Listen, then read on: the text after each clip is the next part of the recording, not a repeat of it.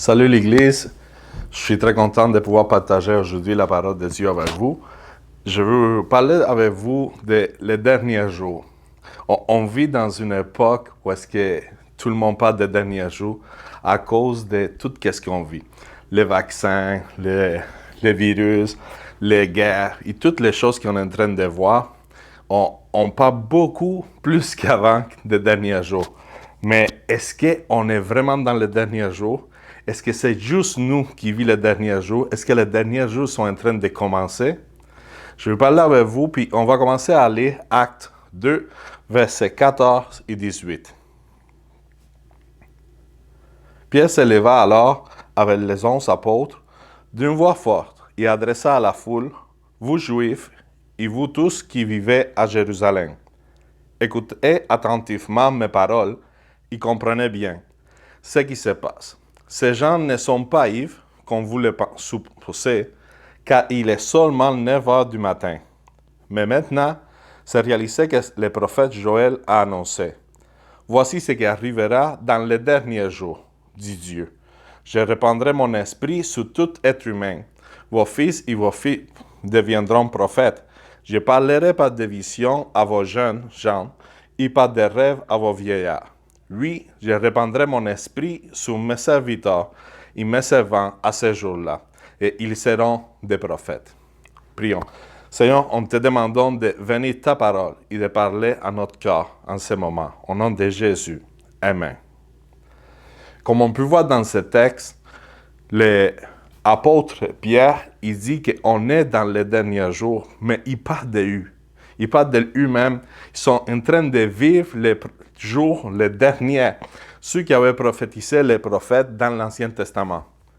Mais qu'est-ce qui arrive alors? C'est que nous, on continue dans les derniers jours jusqu'à ce que Christ il revienne.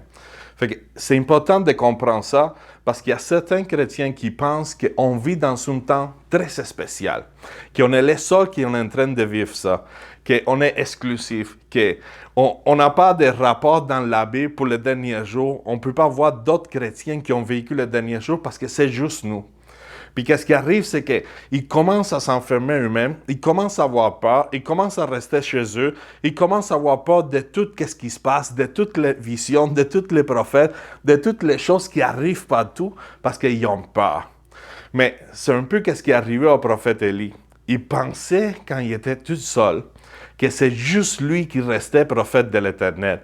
Mais ce n'était pas le cas. Dieu l'a dit, j'ai encore pas mal de gens qui n'ont pas fléchi les genoux devant Baal.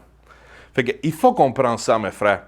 On est dans les derniers jours, mais on n'est pas les seuls qui on est en train de vivre les derniers jours.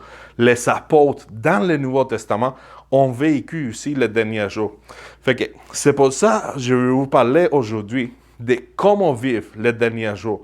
Parce qu'on a dans la Bible des messages, des instructions pour nous, pour vivre bien dans les derniers jours.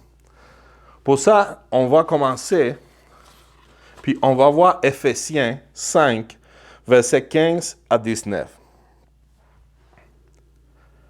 Ainsi, prenez bien garde à votre manière de vivre. Ne vous conduisez pas comme des ignorants, mais comme des sages. Faites un bon usage de toute occasion qui se présente à vous, car les jours que nous vivons sont mauvais. Ne soyez donc pas raisonnables, mais efforcez-vous de comprendre ce que le Seigneur attend de vous. Ne vous enviez pas à la vue du vin, ne plus que vous menez au désordre, mais soyez remplis de l'Esprit Saint. Il faut comprendre cela. Il faut savoir que dans les derniers jours, il faut faire un bon usage de toute occasion qui se présente à nous. Ça, c'est très important parce que quand on pense que les derniers jours, c'est juste attendre que Christ il revienne, c'est juste attendre que Christ vienne, puis qu'on parte avec lui, qu'on commence la nouvelle étape, on peut tomber dans l'erreur de s'enfermer, d'avoir peur, puis pas accomplir la mission que Dieu nous a donnée. Quand l'Église des derniers jours, il faut qu'il soit au courant de que la mission encore présent, qu'on doit travailler encore, qu'on doit faire des efforts, qu'on doit vraiment continuer à faire avancer le royaume des Dieu. Il faut voir cette différence. Il y a beaucoup de chrétiens qui font juste prier. Il y a beaucoup de chrétiens qui font juste la réunion du dimanche. Il y a beaucoup de chrétiens qui pensent qu'il faut juste dire, le Seigneur, il vient très bientôt. Le Seigneur, il revient très bientôt. Il faut juste attendre. Il faut juste rester tranquille. Il faut juste continuer à aller à la réunion du dimanche. Il faut juste prier. On ne peut rien faire d'autre parce que c'est le mal qui avance. C'est le contraire. C'est l'Église qui avance. C'est le royaume de Dieu qui avance. On est en guerre. Les derniers jours, c'est des temps difficiles, mais c'est difficile surtout pour l'ennemi. C'est difficile surtout pour le diable, parce que nous, l'Église, on a reçu toute autorité. On a reçu le Saint-Esprit, puis nous avançons. Nous continuons de délivrer des âmes. Nous continuons de prêcher l'Évangile puis établir le royaume dans ce monde. Fait que c'est pour ça, il faut faire un bon usage du temps.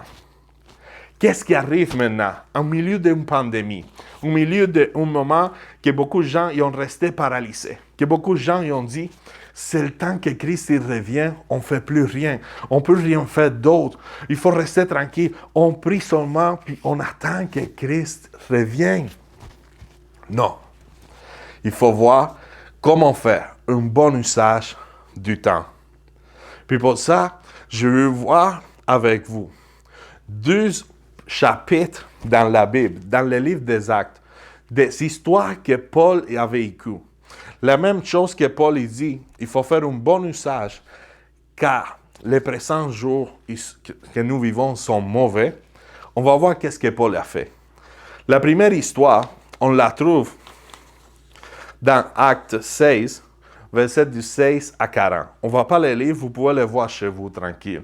Seulement, vous êtes assis tranquille chez vous maintenant, l'église à la maison. Fait que, ouvrez votre Bible et commencez à lire Acte 16, verset du 16 à 40. Qu'est-ce qui arrive? Paul est dans une ville, il commence à prêcher. Puis là, il y a quelqu'un qui a un esprit qui commence à faire de la divination. Puis ça irrite à Paul. Paul, il prie, puis il demande à sortir de l'esprit qui est dans cette dame-là. Puis les propriétaires de cette dame-là, ils amènent Paul devant le gouvernement, les gens, les jurés de cette ville-là, pour les amener en prison. Parce qu'ils ont perdu tout l'argent qu'ils pouvaient faire avec cette fille qui faisait la divination. Qu'est-ce qu'il fait, Paul? Il commence à dire dans la prison, « Oh, ça va pas bien. J'aurais pas dû faire délivrer cette fille-là. J'aurais pas dû prier pour elle. J'aurais pas dû venir ici prier. Les temps sont difficiles, les temps sont durs. Regarde qu'est-ce qui arrive.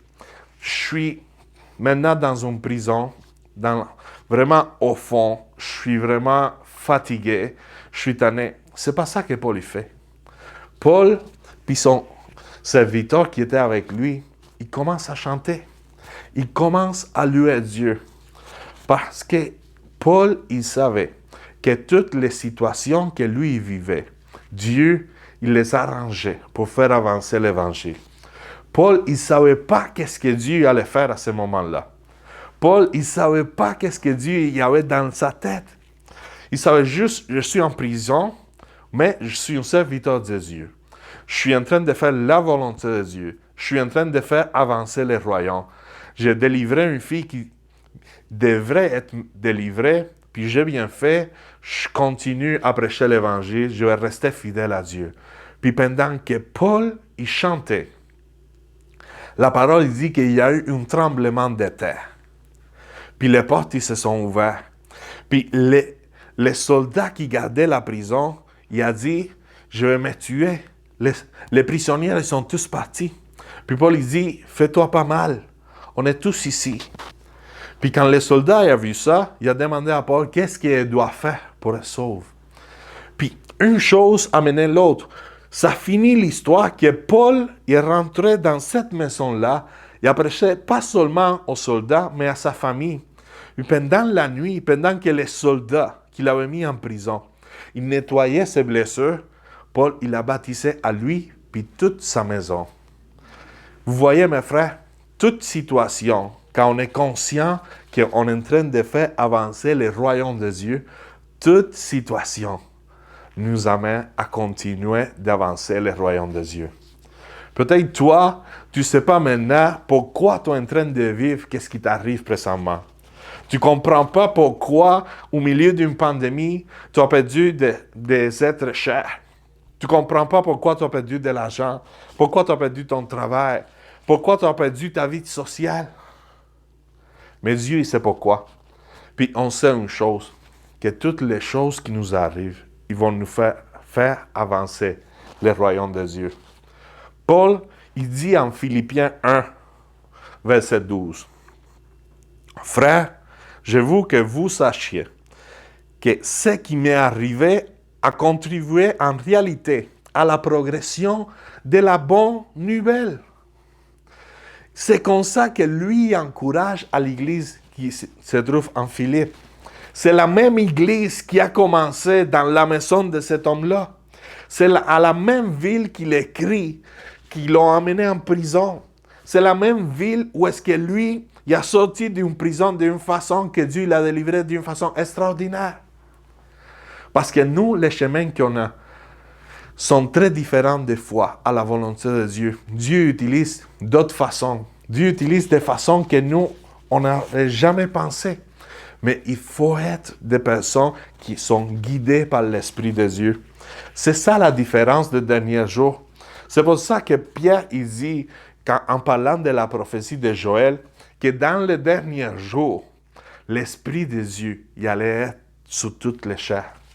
Nous avons reçu l'Esprit de Dieu. Nous avons l'Esprit de Dieu. Nous avons des prophètes, nous avons des visions, nous avons des rêves. Il faut continuer à vivre guidé par l'Esprit de Dieu. Si vous voyez, Paul avait des plans pour son évangélisation, mais dans une occasion, après lui se réveiller de son sieste, son sommeil, il commence à dire, on change les plans. On avait pensé aller dans l'ouest, mais on s'en va dans l'est. J'ai eu une vision d'un homme du Macédoine qui demandait de l'aide. Fait qu'on s'en va dans la région de Macédoine. Vous voyez, ça c'est les gens qui sont guidés par l'Esprit. Des gens qui, un rêve, les font changer la direction. Les gens qui ont un plan, une vision, mais quand Dieu il leur révèle quelque chose, ils changent. Nous vivons dans les derniers jours, mais il faut apprendre à vivre dans les derniers jours. De quelle façon? Guidé par l'Esprit de Dieu. Si tu as des messages de Dieu, il faut que tu changes tes plans. Tu ne peux pas continuer.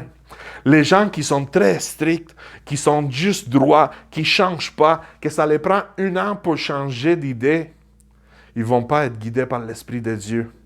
Dieu utilise les gens que même s'ils ont un plan, même s'ils viennent de modifier toute sa vie, ils sont prêts encore à changer encore. Ils sont prêts encore à suivre l'Esprit de Dieu. C'est ça les gens que Dieu cherche dans les derniers jours. C'est pour ça que Paul, quand il écrit après à la même église qui se trouve en Philippe, aux Philippiens 1, 12, il dit, « Frères, je veux que vous les chassiez. Ce qui m'est arrivé a contribué en réalité à la progression de la bonne nouvelle. » Là, j'ai une question pour toi. Est-ce que c'est ta priorité? Est-ce que la progression de la bonne nouvelle, est-ce que l'avancement du royaume de Dieu, c'est la priorité dans ta vie? Est-ce que c'est ça que tu cherches avant tout? Est-ce que tu préfères que le royaume avance ou que ta carrière avance?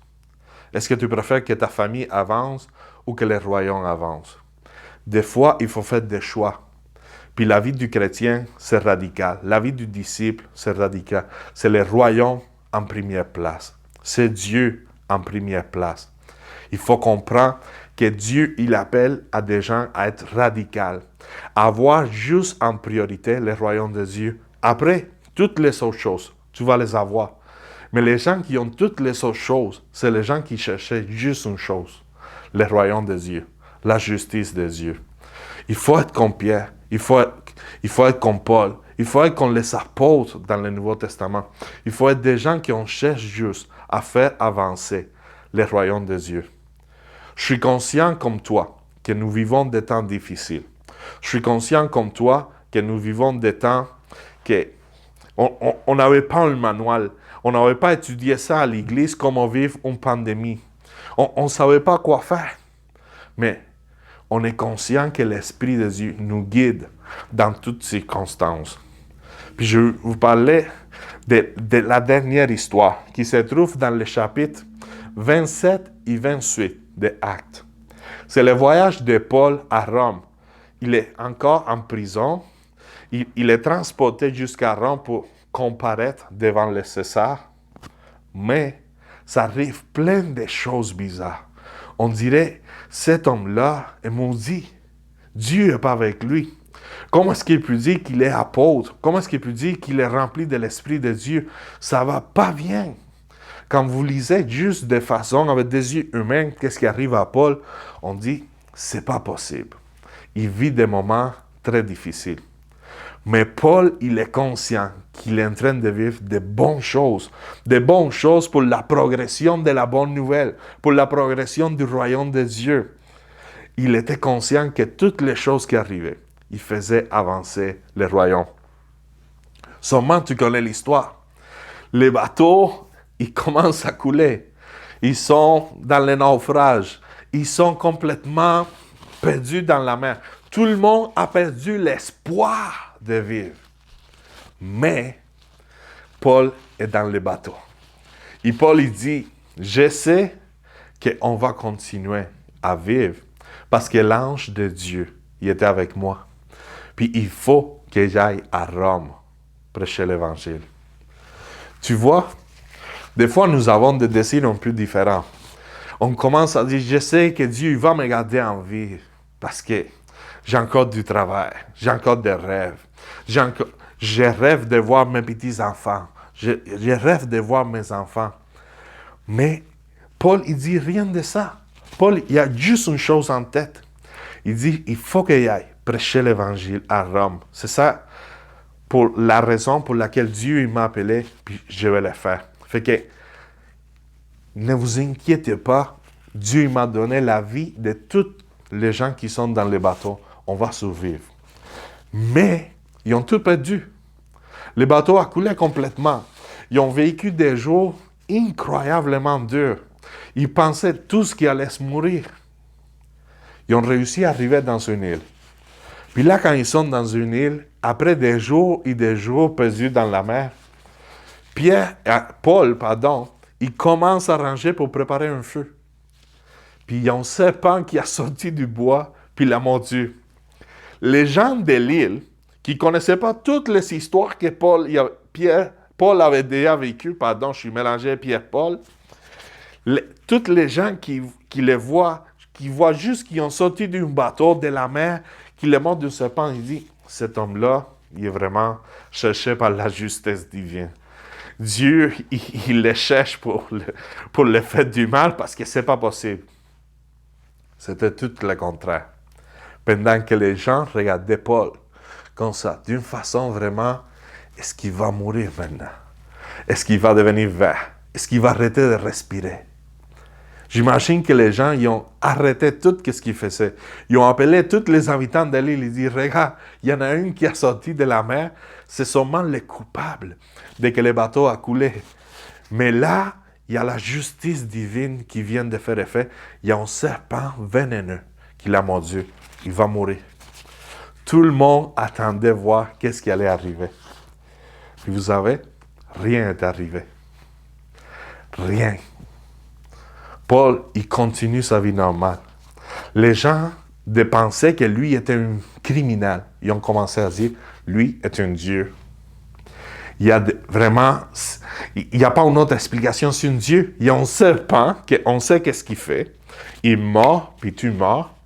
Puis lui, il n'est pas mort. On a tous vu que le serpent, il a mordu. Vous savez, ça a aidé à l'avancement de l'Évangile. Ça a aidé à l'avancement du royaume de Dieu. Les habitants de cette île, ils ont cru en Dieu. Paul, il a pu prier pour l'épée du chef de cette île, puis il a reçu une guérison. Le royaume de Dieu, il s'est établi dans une île qui n'était pas pensée par Paul. Paul, il ne pensait pas arrêter dans cette île. Il s'en allait direct à Rome. Mais il a arrêté là, par accident, à cause de circonstances pas prévues. Puis il a su prêcher l'Évangile et faire avancer le royaume. Je vais te faire réfléchir encore ce matin. C'est quoi les endroits que Dieu t'a amenés, que tu n'avais pas pensé? C'est quoi les endroits qui ne sont pas confortables dans ta vie? C'est quoi les situations que tu as vécues dernièrement, qui sont très complexes, très difficiles? Des situations que tu dis, oh mon Dieu, pourquoi ça arrive à moi? Si tu as une mentalité de victime, tu dis, oh Dieu, pourquoi moi? Pourquoi moi encore? Mais Paul, il ne faisait pas ça. Paul utilisait toutes les choses pour faire avancer le royaume. Je suis sûr que tu peux le faire aussi. Dieu veut que toi et moi, on le fasse aussi. Nous sommes son peuple. Nous sommes dans les derniers jours. Puis la priorité de Dieu dans les derniers jours, c'est juste un. Sauver du monde. Faire reculer les royaumes des ténèbres. Établir les royaumes de Dieu. Ça doit être notre priorité aussi. On devrait commencer à penser de façon différente. Quand ça arrive des choses, quand ça arrive des situations qui sont pas planifiées, des situations que tu dis, wow, sont dures, sont difficiles. Ça, c'est des opportunités que Dieu est en train de mettre dans ta vie pour faire avancer le royaume de Dieu. Beaucoup d'entre nous rêvons d'avoir des situations ou des expériences spirituelles, comme Paul, comme Moïse, comme Élie, comme Pierre. Nous rêvons des fois que notre ombre soit capable de guérir des gens. Que tous les papiers qu'il utilise pour sécher ma sueur pendant qu'il prêche avec plein de lumière soient capables de guérir des gens si tu les touches. Mais pour faire ça, ça prend des gens qui soient complètement compromis avec l'avancement du royaume. Qui soient des gens capables d'arriver jusqu'à la croix. Soit des gens qui soient capables d'utiliser les pires moments pour faire avancer le royaume de Dieu. Que quand tu te trouves dans une situation difficile, que quand tu te trouves dans une chambre d'hôpital, malade, avec une familière qui est très grave, tu ne sois pas juste en train de penser à toi et à ta famille, sinon tu sois capable d'ouvrir tes yeux puis voir les gens qui sont à ton entourage. Tu sois capable de prier aussi pour d'autres personnes. Que tu sois capable de prêcher l'Évangile en étant dans une situation difficile. Des fois, on pense que c'est pas possible. Des fois, on pense que ça n'arrive pas. Mais c'est comme ça. Les dernières années, j'ai eu une amie pasteur qui a resté chez moi parce que sa femme avait un cancer, il y avait une leucémie. Très grave. Les médicaments, ils ne fonctionnaient pas. Les choses, ils ne fonctionnaient pas dans sa vie. Puis lui, pendant qu'il était un jour à l'hôpital avec elle, Dieu, il a donné un message, il a dit, va, il prie pour cet homme-là. Un homme qui était dans un coin, il ne savait pas qu'est-ce qu'il y avait. Il s'approche, il lui demande s'il pouvait prier pour lui. Il a commencé à prier. Lui, il s'est trouvé à Québec. Il venait de Toronto. Il ne parlait pas français. Il a demandé tout en anglais. Il a fait plein de combats dans sa tête. Est-ce que je m'approche? Est-ce que si elle parle en anglais, il va comprendre? Après ça, il a décidé d'obéir Dieu. Il est allé prier pour lui, puis arrêter de le voir. Mais sa femme est restée à l'hôpital pendant très, très longtemps. Puis, un des jours, pendant une tempête de neige, de bonnes tempêtes de neige du Québec, lui, il reste bloqué sa voiture. Quand il sort de l'hôpital, de voir sa femme à 11 heures le soir. Il n'y avait pas de pelle, il n'y avait rien de personne pour l'aider. Lui venait d'avoir une hernie, puis une opération à son genou. Il était vraiment grave. Il était très loin de chez moi. Il commence à essayer d'enlever la neige d'un côté et de l'autre de sa voiture. Il dit, je vais appeler Hector, je vais lui demander de venir m'aider, puis je vais laisser la voiture ici. Il était presque 1 heure de chez moi. Puis pendant qu'il est dehors, comme frustré, il ne voit pas de solution, il est encore anxieux pour sa femme parce que son état était très délicat, il a neige, sa voiture ne sort pas, son genou il fait mal. J'ai une voiture qui arrête, il y a deux madames qui sortent avec une pelle, puis il les dit, je sais que tu ne te rappelles pas de nous, mais toi, tu as prié pour mon mari qui avait un cancer terminal, puis Dieu, il l'a guéri complètement. On ne comprend pas ce que tu as fait, mais Dieu a fait un miracle. Ils l'ont aidé à sortir sa voiture, puis il est parti. Tu vois, des fois, dans des situations que tu n'as pas la tête pour prier pour d'autres personnes, tu es vraiment juste comme, oh, j'ai un problème, ma femme est malade. Dieu est capable d'utiliser ta vie, même si tu es inquiet, pour faire de grandes choses. Dieu, il nous utilise des moments difficiles. Mon pasteur, quand Dieu il a commencé à utiliser à Cuba pour faire des miracles, puis il y avait plein de guérisons, son fils, le plus petit, il a eu une leucémie aussi. Il était dans l'hôpital pendant longtemps, mais Dieu, il continue à faire des miracles à l'Église. Des fois, on ne comprend pas Dieu. Dieu nous amène dans des endroits, dans des situations qu'on n'est pas confortable, qu'on dirait, je n'ai pas la tête pour me concentrer, il n'y a pas le temps pour servir Dieu, il n'y a pas le temps pour penser au royaume de Dieu. Mais Dieu veut que tu mettes la priorité.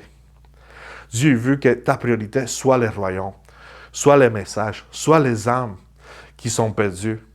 Puis il va s'occuper de tout le reste. Il n'y a pas de moment parfait pour servir Dieu.